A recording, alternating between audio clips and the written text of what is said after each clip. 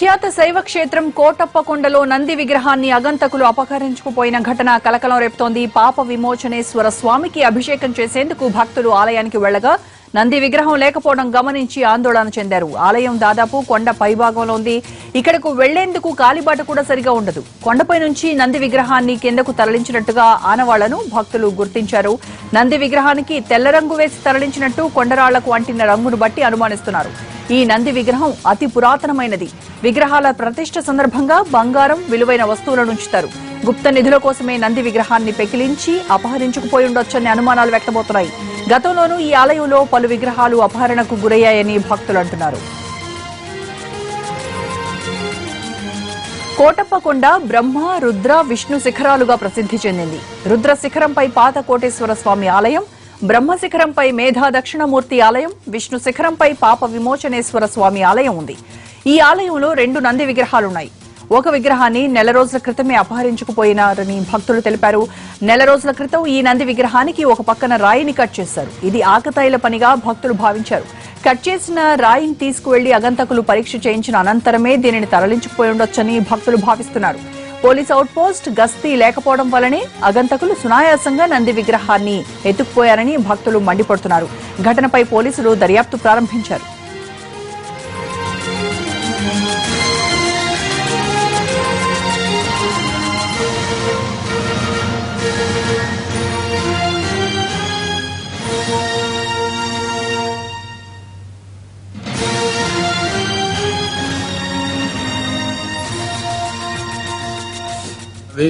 ఆ దేవస్థానంలో శివలింగము, తరువాత అర్ధమండపం ముందుగా ఒక నందీశ్వరుడు ఉన్నారు. రాత్రి గుర్తు తెలియనటువంటి అసాంఘిక వ్యక్తులు నందీశ్వరుణ్ణి వెలికి తీసి తీసుకువెళ్లిపోయినట్లుగా తెలిసింది.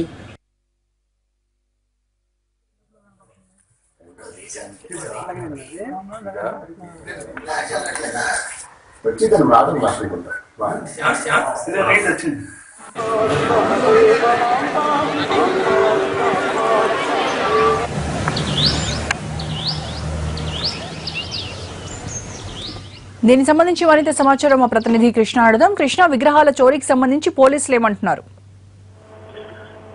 పల్నాడు ప్రాంతంలో గత అనేక సంవత్సరాలుగా గుప్త నిధుల కోసం ప్రయత్నాలు కొనసాగిస్తూ ఉంటారు. అయితే గతంలో కూడా అనేక సార్లు ఇదే కోటప్పకొండ ప్రాంతంలోని అనేక దేవాలయాల ప్రాంతంలో ఏదైతే ఉన్నారో ఈ శివలింగాలు, తర్వాత నంది విగ్రహాల చోరీకి సంబంధించిన ముఠాలు ప్రయత్నాలు చేశాయి. అలాగే కొండవీడు ప్రాంతంలో కూడా. అయితే గురువారం జరిగిన ఘటన అయితే ఒక చారిత్రాత్మకమైనటువంటి దేవాలయంలో జరిగింది. ప్రతిష్టాత్మకంగా ఉండే పల్నాడు ప్రాంతంలో ఉండేటువంటి కోటప్పకొండ ఆలయం. కోటప్పకొండలో ప్రతి ఏకాదశి నాడు ఈ బచ్చుకోటేశ్వర స్వామి అంటారు. బచ్చుకోటేశ్వర స్వామి త్రికోటేశ్వర స్వామి కన్నా చాలా ఎత్తులో ఉంటారు. అంటే అక్కడికి వెళ్ళడానికి కనీసమైనటువంటి నడక మార్గం కానీ ఇతర ఏ మార్గాలు కానీ ఉండవు. అయితే గురువారం వచ్చినటువంటి ఏకాదశి ఆ రోజు ప్రత్యేక పూజలు జరుగుతాయి.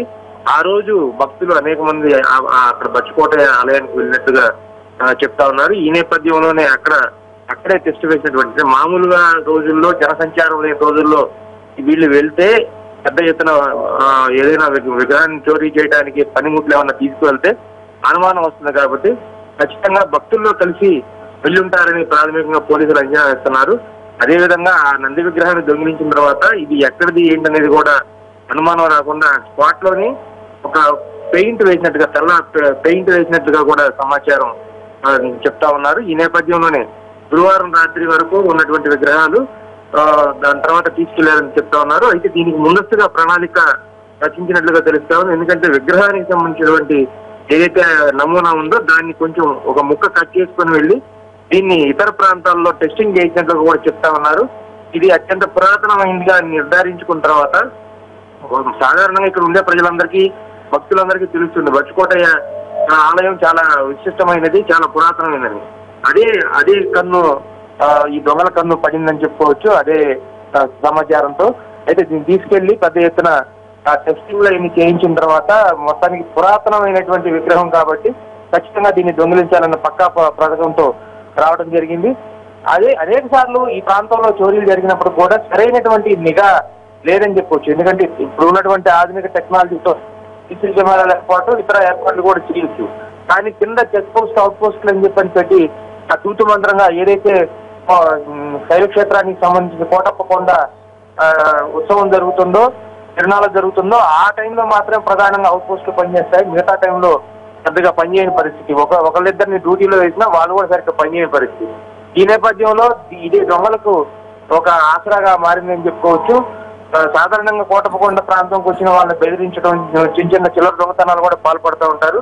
అయినప్పుడు కూడా భక్తుల ఫిర్యాదులు పెద్దగా ఉండకపోవడం, తర్వాత మనకి అడ్డు అదుపు కూడా లేదు అని ఒక రకంగా చెప్పుకోవచ్చు. ఎందుకంటే కొండ చుట్టూ ప్రాంతంలో కూడా అటవీ ప్రాంతం ఎక్కువగా ఉన్న నేపథ్యంలో వచ్చే ద్విచక్ర వాహనదారులు కూడా బెదిరించి డబ్బులు వసూలు చేసిన పరిస్థితి కూడా ఈ ప్రాంతంలో ఉంటుంది. ఇటువంటి ముఠాలు ఈ పని చేసినాయా, లేదంటే గుప్త నిధుల కోసం అన్వేషణ సాగించే టీంలు లోకల్ గా ఉన్నటువంటి ఈ అల్లరి చిల్లర ముఠాలను దగ్గర తీసుకొని వాళ్ళ చేత ఈ పని చేసిందని కూడా తేలాల్సి ఉంది. ప్రస్తుతం ఈ ప్రాంతంలో అయితే త్రికోటేశ్వర స్వామి ఆలయం, ఏదైతే కోటప్పకొండ ఆలయం ఉంది, ఇక్కడ చోరీ జరిగిందంటే స్థానికంగా ఉన్నటువంటి ప్రజలందరూ కూడా దిగ్భ్రాంతి వ్యక్తం చేసిన పరిస్థితి కూడా కనిపిస్తా ఉంది. ఇదే విధంగా స్పీకర్ కూడా ఆదేశాలు జారీ చేయడం జరిగింది. ఎందుకంటే చాలా ప్రతిష్టాత్మకంగా భావిస్తారు స్పీకర్ కూడా ఈ ప్రాంతాన్ని. ఆయన హయాంలోనే ఈ ప్రాంతం మొత్తం కూడా అభివృద్ధి చెందిందని చెప్పని స్థానికంగా ప్రజలు భావిస్తుంటారు. ఈ నేపథ్యంలో ఆ ప్రాంతంలో త్రికోటేశ్వర స్వామి ఆలయ ప్రాంతంలో దొంగతనం జరిగిందని చాలా సీరియస్ గా తీసుకున్నారు. పోలీసులు కూడా ఒక పక్కన హెచ్చరించడం జరిగింది. వీలైనంత త్వరగా నంది విగ్రహాలను వెనక్కి తీసుకురావాలి, అదేవిధంగా ముఠాలను కూడా పట్టుకోవాలని కూడా ఆదేశించడం జరిగింది. ఇప్పటికే ఆ విధంగా దర్యాప్తు కూడా ప్రారంభించడం కూడా జరిగింది.